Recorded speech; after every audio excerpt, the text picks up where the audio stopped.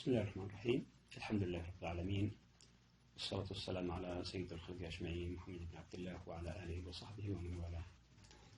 Dear students, today in this lecture we are going to deal with Shakespeare, William Shakespeare, in chapter 6 in the course of appreciating poetry.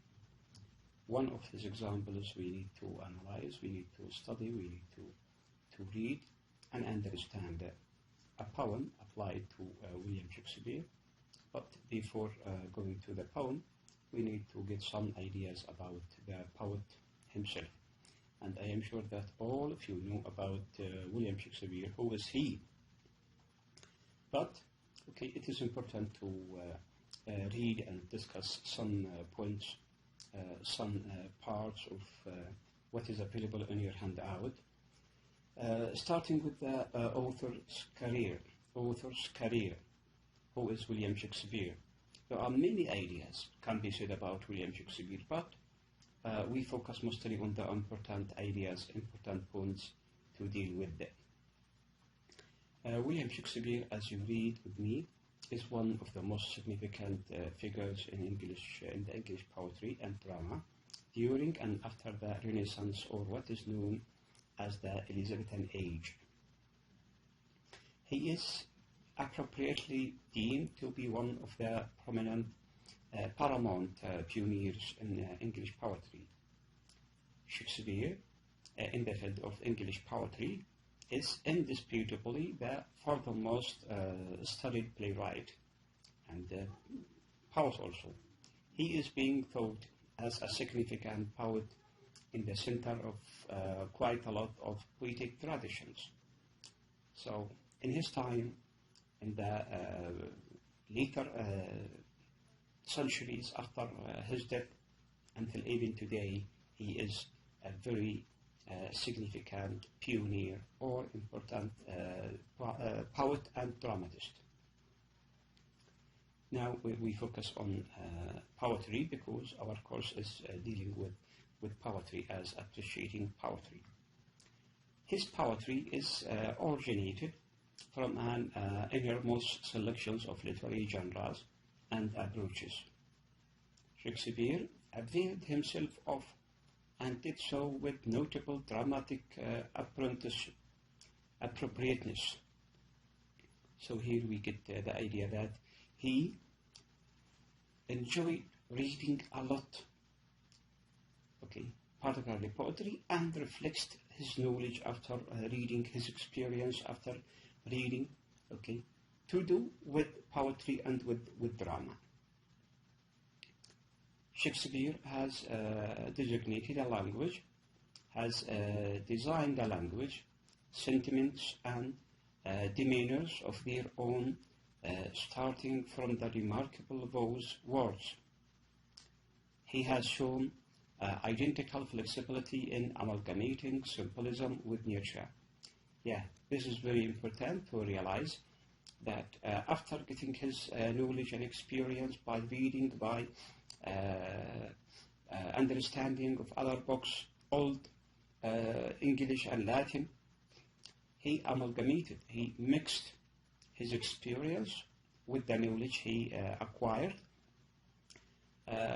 in symbolic pictures we find in his poetry and in his drama also.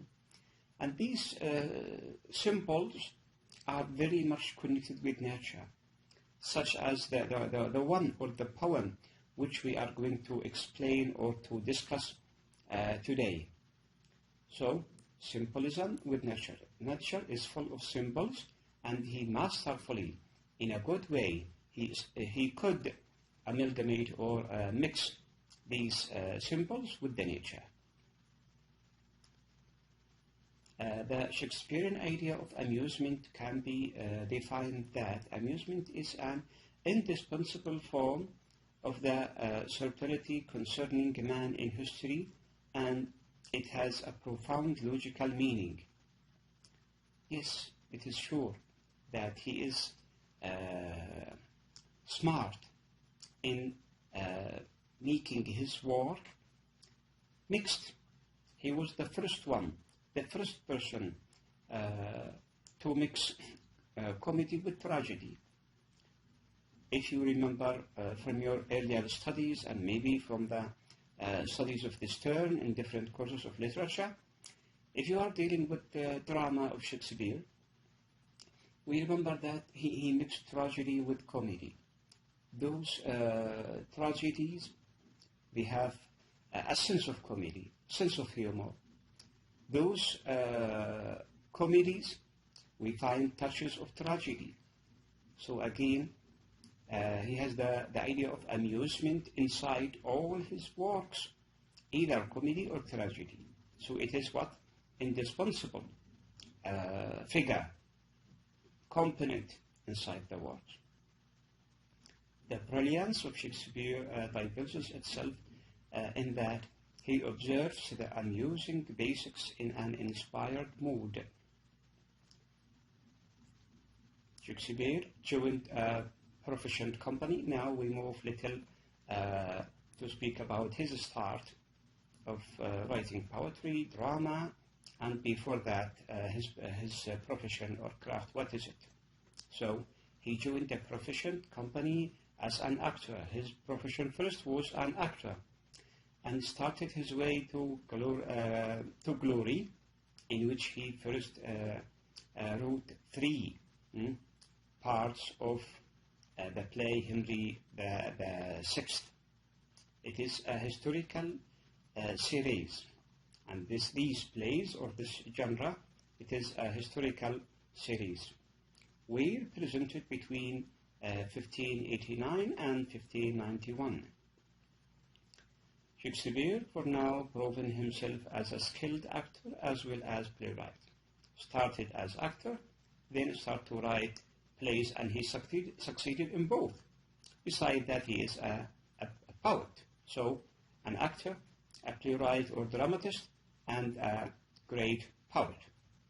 Several years later, Shakespeare, with some members of the acting company, sponsored the constructing of the Globe.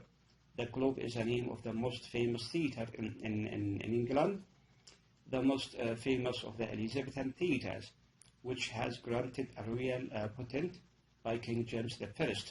He was supported and patroned. This Globe, this theatre, was patroned by the king himself, King James I, in 1603. Where the group of the Globe changed its name to the King's Men. After had the name, the Globe, then changed because as a sort of favor and recognition to the support of King James, they changed the name to be King's Men. The group of the actors or the company has this name, who remain the favored actors during the Jacobean age. Another idea we need to read, it says that the Elizabethan age is known as the age of Shakespeare, as well as the Renaissance. And Renaissance, we can find a definition here, rebirth or revival. It is mentioned and scattered in different areas here, the meaning of Renaissance. The Renaissance age. These multi-names mean one period in one place, the Elizabethan age, the Shakespearean age, or the Renaissance age, referring to one period and one time. It is called the age of Shakespeare because in this period of time appeared the greatest poet and dramatist William Shakespeare, whom works still alive today.